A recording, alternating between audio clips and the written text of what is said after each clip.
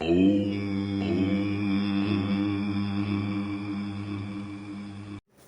शिवाय नमस्तुभ्यं। प्रदोष के बताते हैं आपको। प्रदोष वार के हिसाब से रहा जाता है, जैसे कि प्रदोष के 7 वार होते हैं। नंबर 1 रवि प्रदोष, जो आयु के वृद्धि और आरोग्य के लिए रहा जाता है। नंबर 2 सोम प्रदोष, अभिष्ट सिद्धि हेतु। नंबर 3 भौम प्रदोष, मंगलवार, रोगों से मुक्ति व स्वास्थ्य हेतु। नंबर 4 बुध दुनिया प्रदोष, गाली देती रहेगी, दुनिया अपशब्द कहती रहेगी, और अपनी एक लाइन अपन हमेशा अगर आपको बोलते हैं तो अपने ऊपर भी अमल करते हैं। क्या किसको रोइए और चादर तान के सोइए। आग लगे बस्ती में अपन मस्ती। दुनिया कितना भी बखाड़ा करे, कोई कहे महाराज ने ऐसा बोल दिया, कोई के महाराज ने वैसा बोल दिया, कोई के ऐसा हो गया, कोई के वैसा हो गया। अपन तो ऐसे जोरदार जूड़ा मुड़ा बांध के और धागे से ऐसा ऐसा करवा करो क्या, पेंटिंग पेंटिंग कर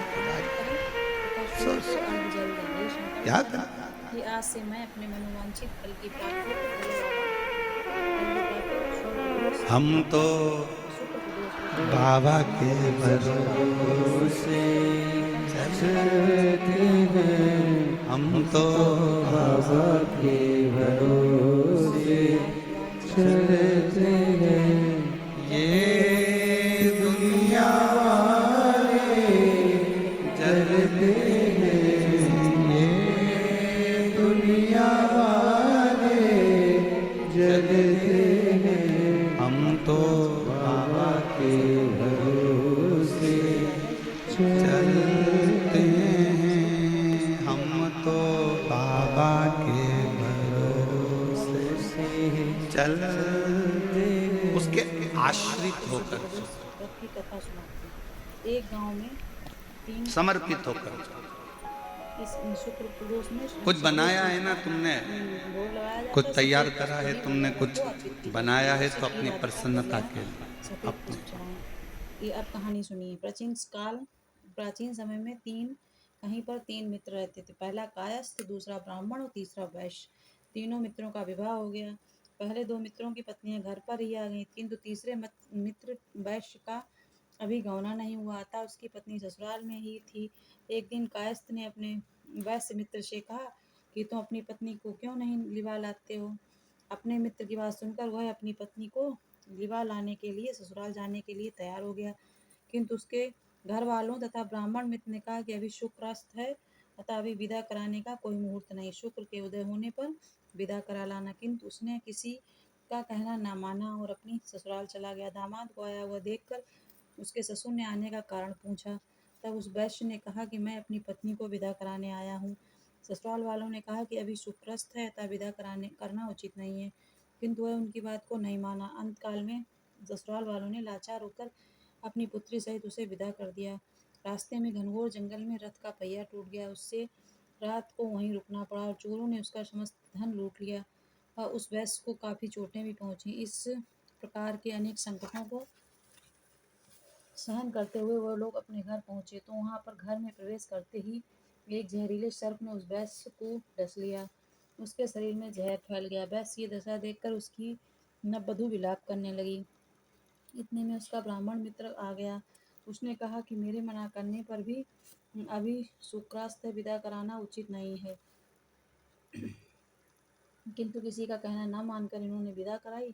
इसी कारण इस प्रकार का दुख प्राप्त हुआ था। यदि यह अपनी पत्नी सहित वापस ससुराल लौट जाए तथा शुक्रोदय होने पर आए तो निसंदेह इसके कष्ट दूर हो जाएंगे। ब्राह्मण मित्र की बात को सुनकर उस वैश्य की पत्नी अपने पति के साथ मायके वापस चली गई। वहां जाते ही वैश्य का जहर उतर गया और उसे होश आ मूंग गया। के दाने लेकर जाइए। 31 बहुत तकलीफ है और नहीं हो रहा काम, बहुत दिनों से लगे हो, नहीं हो रहा। हरा मूंग ले जाओ। मूंग के दाने तो रहते हैं घर में, केवल 31 मूंग के दाने लेकर जाइए, 31 चावल के दाने लेकर जाइए और 31 ही बेलपत्र लेकर जाइए। जिस दिन सोमवार की अष्टमी हो, कौन से दिन? सोमवार की अष्टमी हो, उस दिन शंकर जी के मंदिर में जाओ, 3 चीज लेकर जाओ, मूंग के दाने, चावल, बेलपत्र। चावल जो 31 लेकर गए हो, अपनी कामना कर कर शंकर जी की देहली पर रख दो, चौखट पर, कहीं पर भी एकांत में उसको रख दिया जाए। मूंग के जो दाने लेकर गए हो 31, वो नंदी के पास में, जो नंदी का पांव ऊंचा रहता है उस पांव के पास रख दीजिए। और जो 31 बेलपत्र लेकर गए हो वो 31 बेलपत्र अशोक सुंदरी वाली जो जगह है, आपको पहले बताया है कथा में, अशोक सुंदरी जी का स्थान, और 7 बेलपत्र, 1 शमी पत्र और 7 अखा चावल। ये शिवलिंग, ये जलाधारी जहाँ से पानी बहता है, उसके बीच में एक मोटी सी लाइन होती है जो शंकर भगवान की छोटी लड़की अशोक सुंदरी का स्थान है। और शिव जी के 13 बच्चे हैं, 13 बच्चे में सबसे छोटी लड़की अशोक सुंदरी यहीं पर विराजमान होती है जहाँ से पानी नीचे गिरता है। प्रत्येक शिवलिंग के सामने एक मोटी सी लाइन होगी, उस मोटी सी जो लाइन है अशोक सुंदरी, वहाँ पर जो 31 बेलपत्र लेकर गए हो, अपनी कामना कर कर पीला चंदन लाल चंदन लगाकर उस पर समर्पित करते जाओ। उसकी डंडी जहाँ से पानी बहता है उस ओर होना चाहिए। आप निवेदन कर कर देखो, एक सोमवार की अष्टमी पर कर कर देखना, दूसरी सोमवार की अष्टमी आएगी, अपने आप आपका काम हो गया होगा। बाबा से निवेदन तो करो, क्यों भटक रहे? हमारी समस्या का समाधान कीजिए। उसके बाद वहीं भोला सब दुख काटो,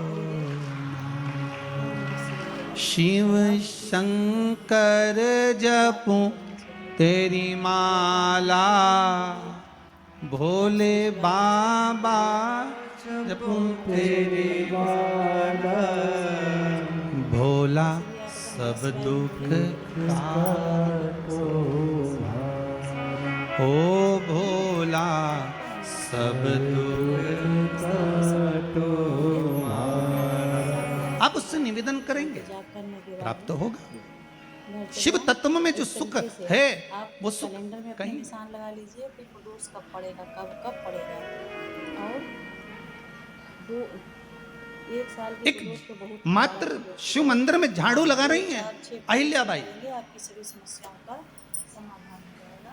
ऐसा मान साधारण सा भाव है, केवल एक झाड़ू।